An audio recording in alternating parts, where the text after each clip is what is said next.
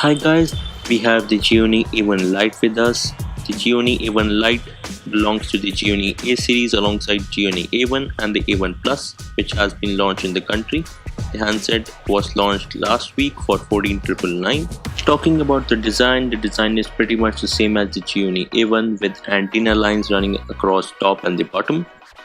The front is pretty clean with a 20 megapixel camera, the ambient sensor and an LED flash on the top, whereas the bottom has capacitive touch buttons. The side has a micro SIM and a micro SD card slot, which is a dedicated micro SD card slot, and the left edge has a power and a volume blocker button. The bottom has a micro USB port and a 3.5mm jack. The back, as we talked earlier, has the fingerprint sensor along with a 13 megapixel camera with dual LED flash. There is Gionee branding at the bottom at the back along with the speaker clip. Running through the setup process, the handset runs on Amico OS, which is based on Android 7.0 Nougat 5th June 2017 patch that is running on this handset. So setting up the handset was pretty much the same that we have seen with earlier Android handsets, and we have already discussed about Amico OS in our past reviews on A1 Plus and A1. There are a lot of options that one could fiddle around in the settings menu in order to customize his or her experience, and we will definitely suggest everyone to look around because this is one thing that we can't recommend that you have to work around if it's suitable for you or not. Quickly running through the specifications, the handset comes with a 5.3-inch HD, that is a 720p display on the front, which is protected by a Corning Gorilla Glass 3. It comes with a MediaTek 1.3 GHz octa-core MT6753 processor paired with Mali T720 GPU. It has 3 gigs of RAM and 32 GB of onboard storage, which can be further expanded via the microSD card slot. This time it has a dedicated microSD card slot, not a hybrid slot. It also comes with 4000 mAh battery, that is a massive battery, and this is the first handset in Gionee A series which has a fingerprint sensor at the back, because in the A1 and the A1 Plus the fingerprint sensor was on the front at the physical home button. Setting up the fingerprint sensor is pretty much the same process, with going through the settings menu, browsing for fingerprint and tapping at the rear fingerprint sensor with your index finger or your thumb, whatever you want to configure it with. Fingerprint sensor is fast and responsive, and we didn't have any problems unlocking the device. You could use the fingerprint sensor to unlock the device or to set up protection for specific applications. The Gionee A1 Lite comes with Mali T720 GPU paired with MediaTek MT6753 processor. As we know that this pair is not well known for gaming, and so is true for Gionee A1 Lite as well.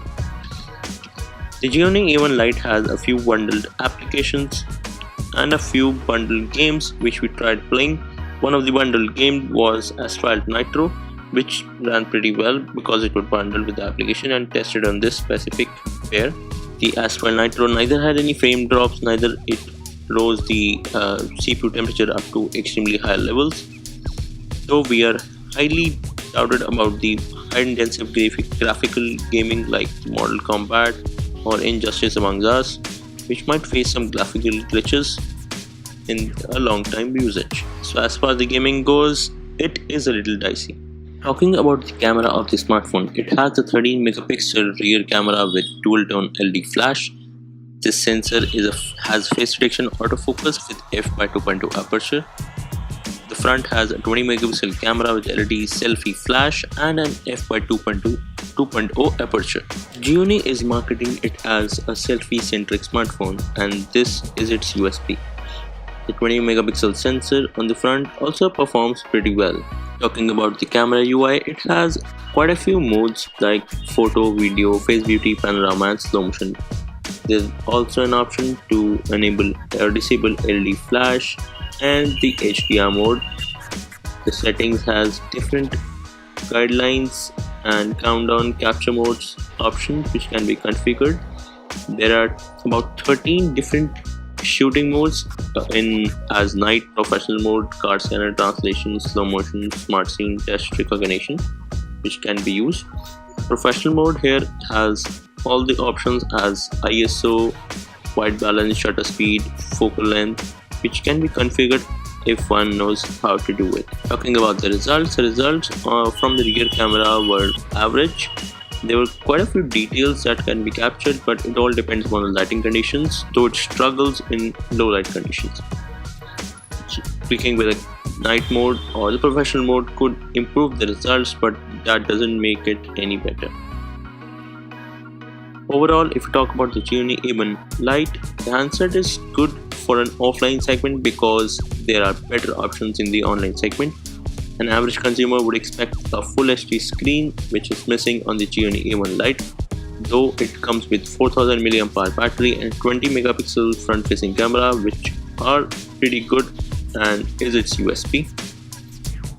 So 15K, we can have this handset in our recommendation list, but that's all in the first look of the Gionee A1 Lite. Thank you for watching and stay tuned for more.